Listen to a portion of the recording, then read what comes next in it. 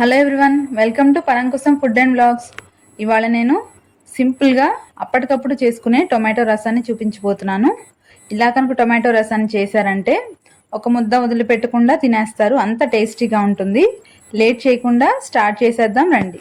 ముందుగా 4 medium size tomatoes కానీ 250 grams వరకు టొమాటోస్ కానీ తీసుకొని ఇలా 4 పార్ట్స్గా కట్ చేసుకొని పక్కన పెట్టుకోవాలి. ఇలా కట్ చేసుకున్న టొమాటోస్లో సన్నగా తరిగిన కొత్తిమీరని వేస్తున్నాను. ఇలా సన్నగా తరగటం కాకుండా డైరెక్ట్గా కాళ్ళగా వేసినా కూడా చాలా బాగుంటుంది. ఇలా తీసుకొని ఈ టొమాటోస్ని కొత్తిమీరని కలిపి చేత్తోటే స్మాష్ చేసుకోవాలి.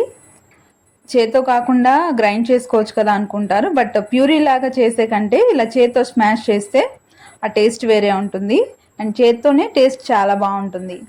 ఈ టొమాటోస్లో నుంచి జ్యూస్ పల్ప్ సపరేట్ అయ్యేంత వరకు మనం స్మాష్ చేసుకోవాలి.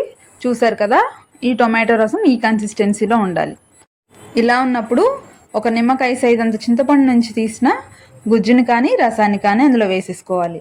వేసేసుకున్న తర్వాత మన టొమాటో రసానికి కావాల్సినంత వాటర్ని పులుపుకు తగ్గట్టుగా వేసుకోవాలి. వాటర్ పోసేసుకున్న తర్వాత టేస్ట్కి సరిపడా సాల్ట్ వేస్తున్నాను. రాక్ సాల్ట్ అయితేనే బాగుంటుంది, రసంకైనా చారుకైనా సాంబార్కైనా. ఆ తర్వాత నేను పచ్చిమిర్చిని కట్ చేసి వేసుకుంటున్నాను, 4 పచ్చిమిర్చిని. మీ కారానికి తగినట్టుగా మీరు టొమాటో చారులో పచ్చిమిర్చిని వేసుకోండి.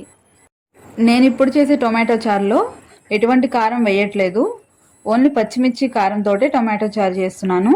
కాబట్టి మీరు కూడా మీ కారానికి తగినట్టుగా పచ్చిమిర్చిని మాత్రమే వేసుకోండి.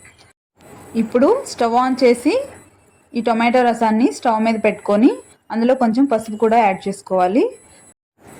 పసుపు కూడా వేసేసుకున్న తర్వాత ఈ టొమాటో చారుని మరగనివ్వాలి. ఈ మరిగేలోపు ఒక గ్లాస్ తీసుకొని 4 వెల్లుల్లి రెమ్మలు, 1 స్పూన్ జీలకర్ర, 4 రెమ్మల వరకు కరివేపాకు, మీకు కొంచెం ఎక్కువగా ఇష్టమైతే ఎక్కువ వేసుకోవచ్చు, 1/2 స్పూన్ వరకు పెప్పర్ పౌడర్ వేసుకొని వీటన్నింటినీ కచ్చాపచ్చిగా దంచుకొని పక్కన పెట్టుకోవాలి.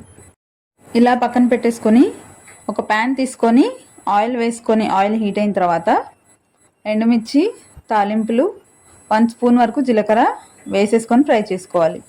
ఇవి ఫ్రై అవుతుండగానే 1/2 స్పూన్ వరకు ఇంగువ వేసుకోవాలి. చారుకైనా రసంకైనా సాంబార్కైనా కంపల్సరీ ఇంగువ వేసుకోవాలి. అలా వేసేసుకొని 4 కరివేపాకు రెమ్మలు కూడా వేసుకొని ఫ్రై చేసుకోవాలి. ఇది పోపు అనమాట మనం పెట్టే టమాటో రసానికి. ఇలా ఫ్రై అయిన తర్వాత తాలింపుని మరుగుతున్న టొమాటో రసంలో వేసేసుకోవాలి.